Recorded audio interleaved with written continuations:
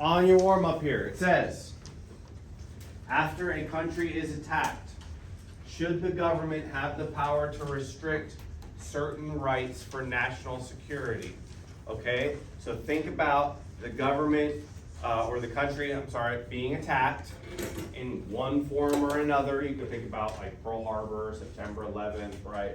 All different kinds of ways that the country could be attacked. Should the government have the right to take away your personal liberties, right? Your rights, should they have the ability to do that? Okay, so think about it, write it down. We'll discuss it in just a couple moments. Okay.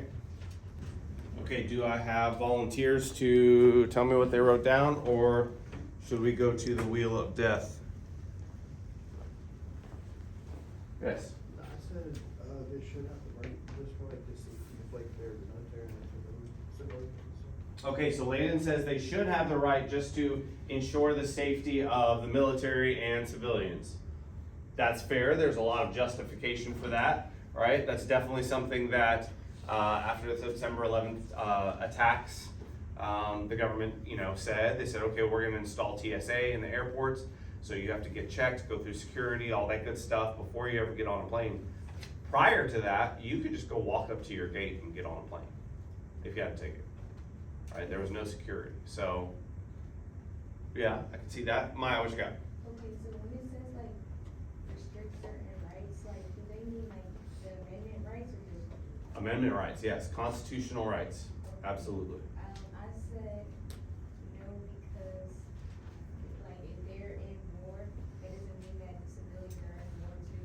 So like they're getting their rights taken away because they decided to go into war, not that. Okay, so Maya says that if they're in war, that means that they decided to go into war. The civilians didn't necessarily want any part of it, so it shouldn't affect civilians. Okay, that's a fair answer. I can understand how we could see that. I think there's an argument to be made, though, that when the country is in war, that it should affect civilians in one way or another, right? That might discourage us from going to war, right? It's just devil's advocate argument there. Yes. All right. So let's start off with this historical context. Let's talk about a little bit of background here. All right. I've given you a graphic organizer. The graphic organizer goes in correlation with these slides. All right. So as we go through the slides, you should be able to fill out key information from the graphic organizer. Like I said, though, we are going to go quickly. All right. This is going to be fast. We're talking about Japanese internment today. And our key question is going to be, were the Supreme Court and executive decisions to limit civil liberties and relocate American citizens to internment camps justified by wartime necessity? Okay, that's our key question. We're going to talk about that in a little bit. Our learning goals are to understand events leading to Japanese internment, analyze government decisions during wartime, examine multiple perspectives from the 1940s, and prepare for a Socratic discussion. So, a little bit of background. We have talked about this already, right? We've talked about how there was rising tensions in the Pacific. The United States puts economic sanctions on Japan. Japanese expansion into China and Southeast Asia. They're imperializing. They're going into China. They're invading Manchuria, right? And there's increasing fears of war between these two nations, right? That is all prior to Pearl Harbor. What happens? Pearl Harbor, right? Pearl Harbor, December 7th, 1941, Japan attacks the United States Naval Base in Hawaii. They kill over 2,400 Americans, and the United States enters World War II. This is all review. We've all talked about this, right? The part we haven't really talked about is that massive fear and suspicion go across the country, right? All of a sudden, within the country, there is massive fear and suspicion. Who do you think people are afraid of and are being suspicious of? The Japanese, right? The Japanese.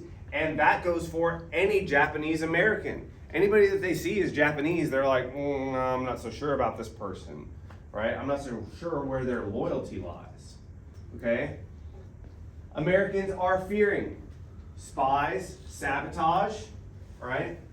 They have suspicion directed at the Japanese, and a lot of this is because of racism and a long time standing anti-Asian prejudice.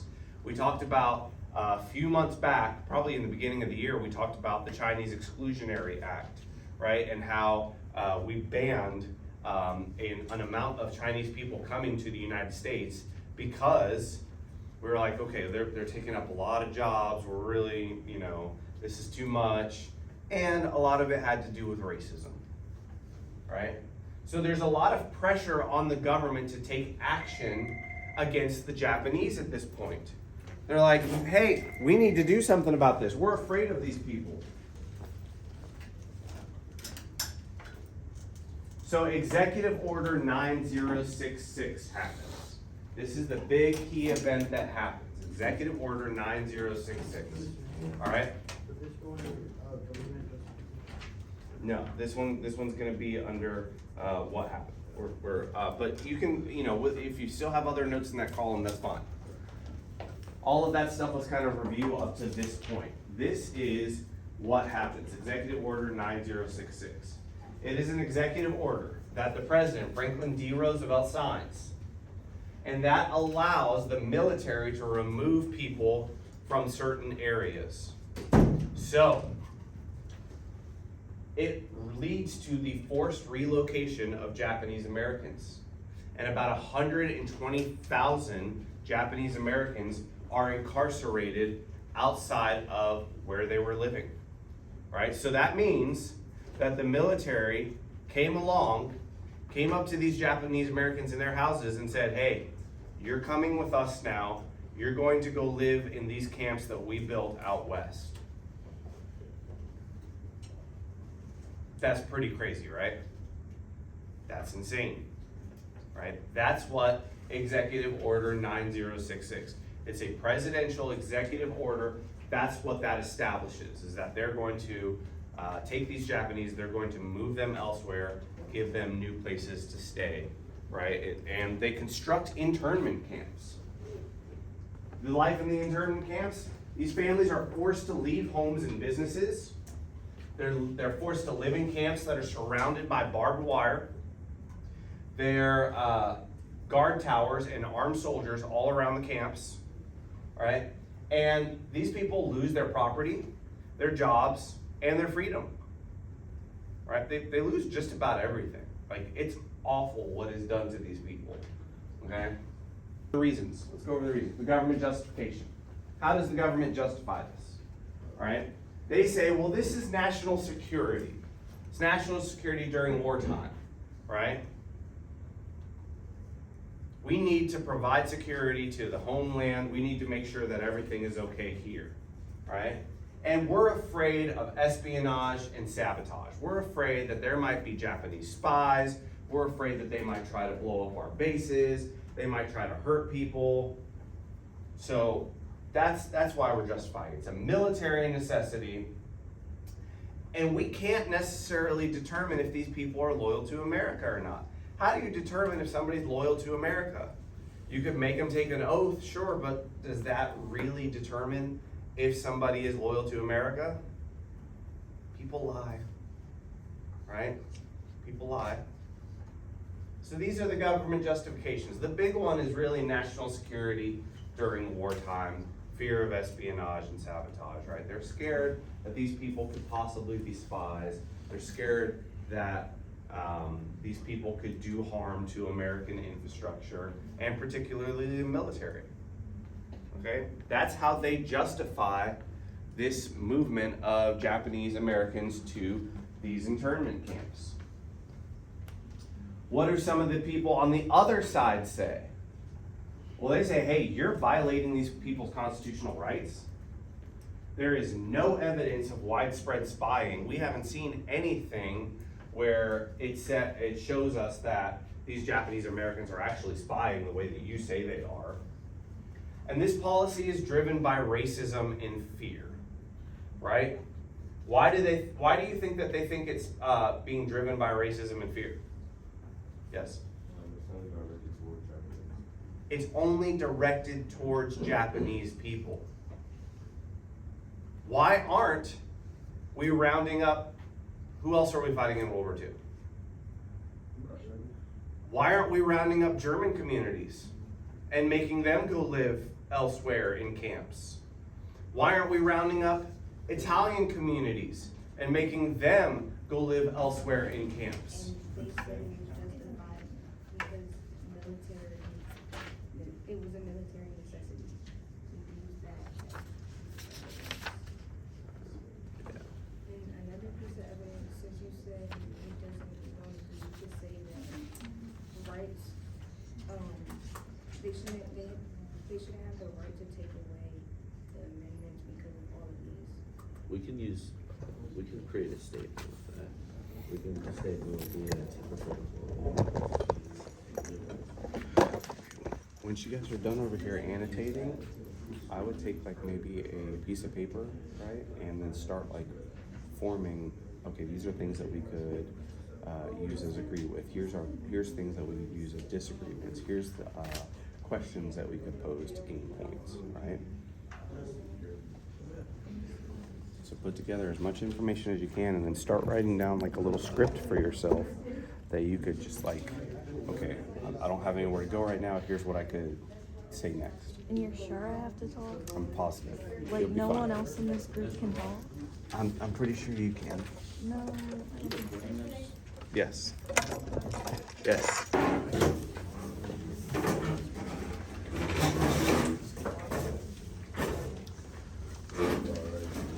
All right, Dylan. You're over here. Don't worry about moving this. You're good. Okay, so everybody has a Socratic Smackdown scorecard. You need to make sure that you annotate every time somebody scores a point. Okay? This is Dylan. Dylan, raise your hand.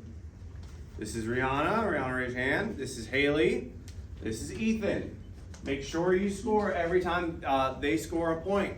I have people who are going to be listening in for the accuracy of their points. Okay?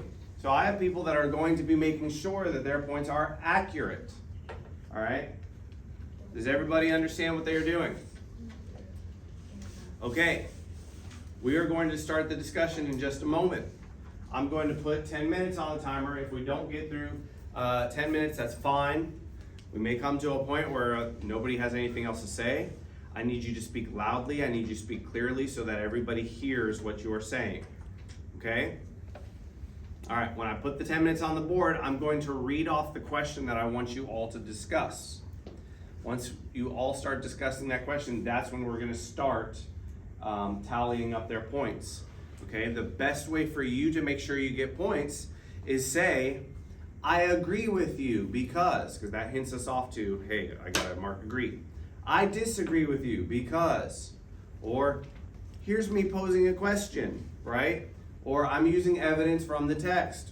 Make sure that you're getting those points. Everybody understand? We're good? Okay, I'm gonna put time up on the board here. Let me see if I have an extra. Just a moment.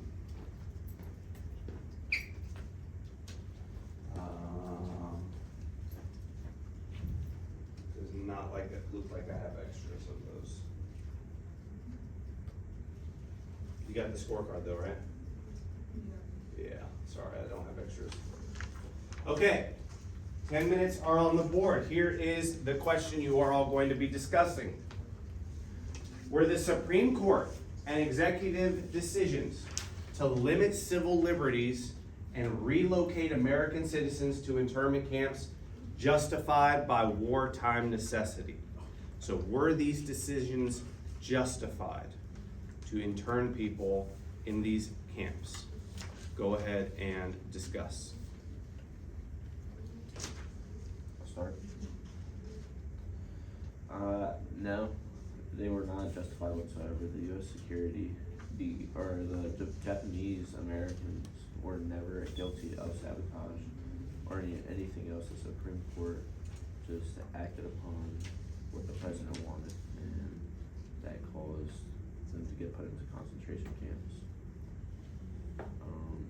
And honestly, I found it hypocritical of the US to take away the rights of the Japanese Americans when the country is based on the freedom, so. Yeah, I agree. Cause like, there were so many other people living in America during that time that it was just focused based on Japanese. There were Germans and Italians as well during the entire thing, and none of them were affected. And ultimately, the Japanese were also, that didn't affect what the Japanese did, and the people in the concentration camps never worked. They actually wanted to support, and they were talking about how they wanted to do more patriotism and win the war against the Japanese. And I have a few quotes on that as well. What do y'all think about that? I also think it wasn't justified because it was mostly based on racism and no actual evidence of them ever being guilty. I feel like the justification was unfair because the Japanese were put into the concentration camps. It was not exactly good for them.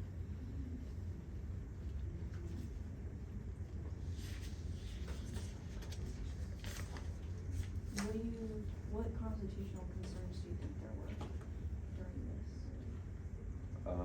Honestly, just taking the rights away from the Japanese Americans. That's against the Constitution. That's against the Bill of Rights that were created even before the Supreme Court. So they broke laws that they made that weren't supposed to be broken.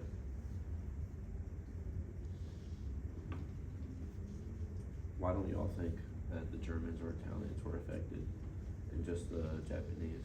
I think it was because the Japanese basically just attacked Pearl Harbor, and there were more, well, not more, but there were a good amount of Japanese living in America.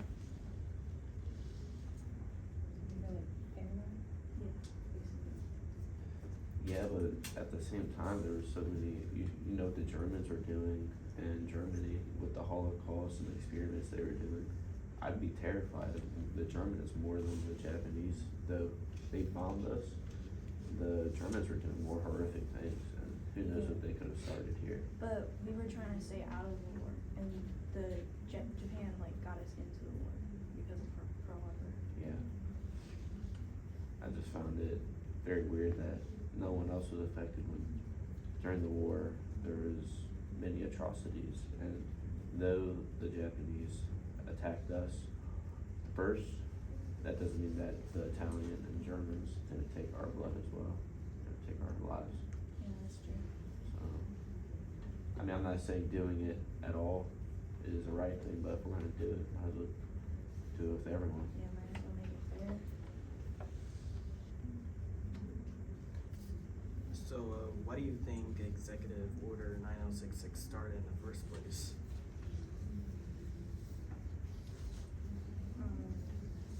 Well, The Pearl Harbor attack, the attack on the US. I mean, reasonable why they're angry. But outcome, not so much.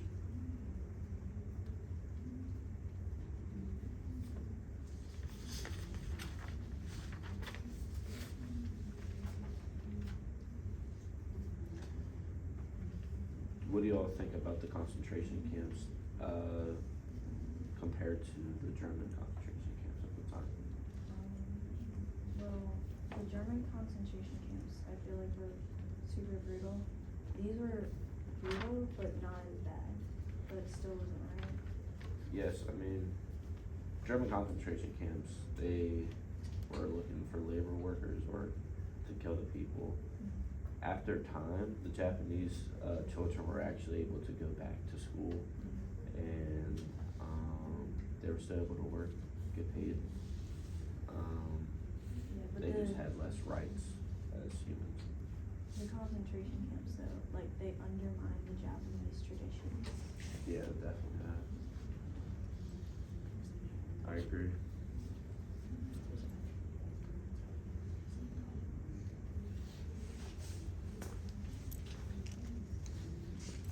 So, a lot of citizens were like put in prison and it was approved.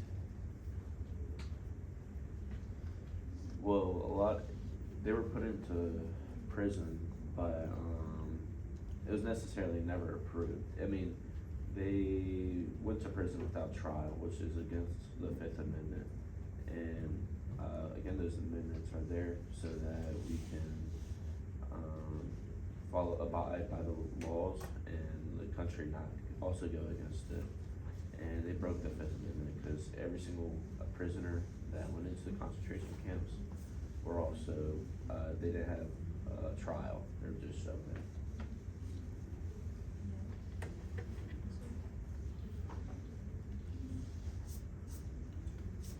Alright guys, I'm gonna go ahead and call it. That was pretty good. That was awesome, guys. Give these guys a round of applause. That was excellent. Nice and effective. This is super hard to do the first time, right? Like, now we've all seen it done. We'll be able to do it again a little bit later in the year, and you know, hopefully these discussions get better and better. But for the first time, this was awesome. It was excellent. Very well done. The last thing that I want you to do with these last 14 minutes of class is on the back of your scorecard here, and with the articles that you have, I want you to write a little exit ticket answering that key question. Were the Supreme Court and executive decisions to limit civil liberties and relocate American citizens to internment camps justified? Okay, was this justified? Write it down, use claim, evidence, and reasoning from the packet, right? So find evidence in your packet that boosts your claim and add reasoning. This evidence helps my claim because, right? So was this justified by wartime necessity? Was it justified to intern Japanese Americans in these internment camps? Write that down on the back of whatever paper you have. You can write it wherever and then turn it into the bin when you are done.